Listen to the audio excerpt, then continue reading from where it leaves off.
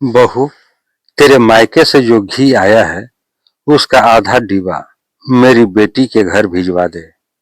सास की बात सुनकर बहू चुप रह गई, लेकिन सर्दियों की शुरुआत हो चुकी थी। सुबह सुबह दरवाजे की घंटी बजी तो बहू सिया ने जाकर दरवाजा खोला। बाहर उसके मायके से आया कुरियर रखा था। अंदर दो बड़े डिब्बे थे। एक में घर का बना शुद्ध देसी घी था और दूसरे में माँ के हाथों बने गोंद के लड्डू।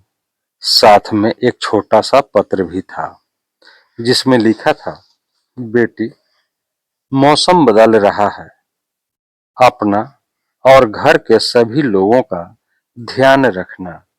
यह घी सबके लिए भेज रहे हैं। सिया की आंखें भर आई। उसने प्यार से वह पत्र अपनी अलमारी में रख दिया। तभी सास कमला देवी वहां आ गई। उन्होंने डिब्बा खोलकर देखा और मुस्कुराते हुए बोली, वाह, कितना अच्छा घी है। बहू, ऐसा कर, इसमें इसका आधा डिब्बा मेरी बेटी रचना के घर भिजवा दे। वहां बच्चों का भी काम आ जाएगा।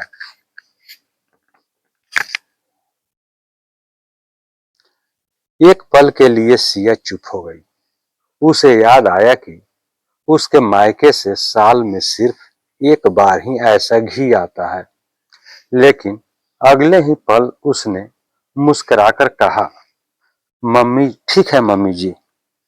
उसने कोई बहस नहीं की। दोपहर तक उसने पूरा डिब्बा अच्छे से पैक किया और कुरियर वाले को बुलाकर रचना के घर भिजवा दिया। शाम को जब कमला देवी ने रसोई में घी ढूंढा तो उन्हें एक भी डिब्बा दिखाई नहीं दिया।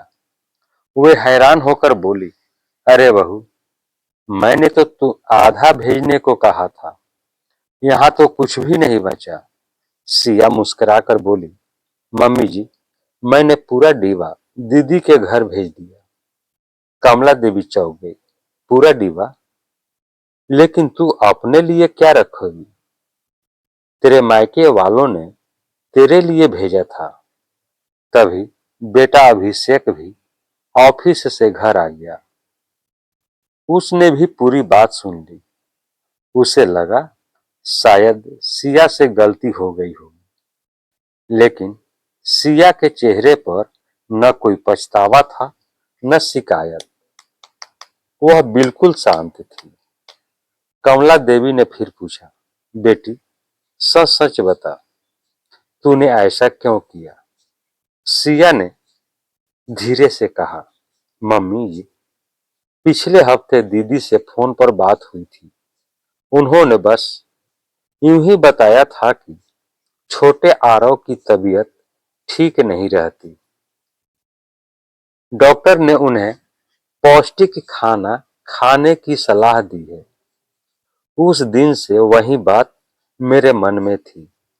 जब आपने आधा घी भेजने को कहा तो मुझे लगा आधा क्यों, अगर पूरा डिब्बा उनके बच्चों के काम आ जाए तो उससे अच्छी बात क्या होगी।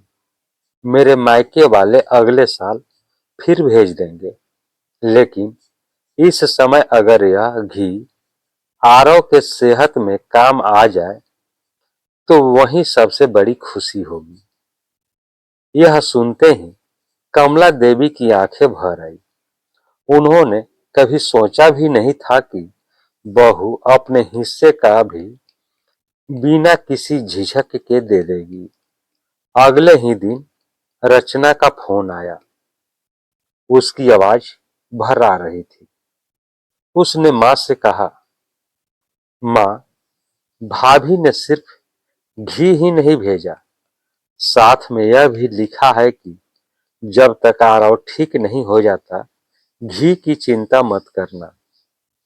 मैं सच कहती हूँ, मुझे इतना अपनेपन की उम्मीद नहीं थी। कमला देवी ने फोन स्पीकर पर कर दिया। रचना ने आगे कहा, भाभी, आज आपने मुझे महसूस कराया कि रिश्ते सिर्फ खून से नहीं, दिल से बनते हैं। सिया की आंखों में सिया की आंखें भी नम हो गई। उसने मुस्कुराकर कहा, दीदी, बच्चे सबके अपने होते हैं। आज आरव को जरूरत है, कल हमें भी हो सकती है। परिवार इसी का नाम है। कमला देवी ने बहू का हाथ पकड़ लिया और बोली, आज मुझे अपनी बहू पर नहीं, अपनी बेटी पर गर्व हो रहा है। कुछ दिनों बाद सिया के मायके से फिर एक छोटा सा डीबा आया। इस बार उसमें ज्यादा घी नहीं था, लेकिन साथ में उसकी मां का पत्र था। बेटी रचना, और आरव के बारे में पता चला। तूने जो किया उससे हमें यकीन हो गया कि हमने सिर्फ एक अच्छी बेटी नहीं, बल्कि एक अच्छा इंसान भी पाला है। पत्र पढ़ते पढ़ते सिया की आंखों से आंसू बह निकले। कमला देवी ने वह पत्र पढ़ा और बहू को गले से लगा लिया।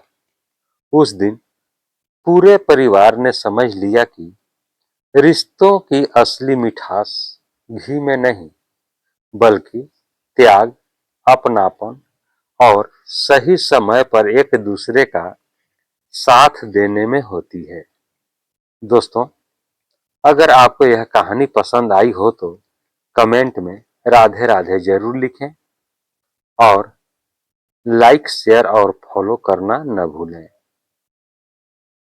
अब हम लोग अगले वीडियो में नए कहानी के साथ मिलते हैं। तब तक के लिए जय हिंद, जय भारत।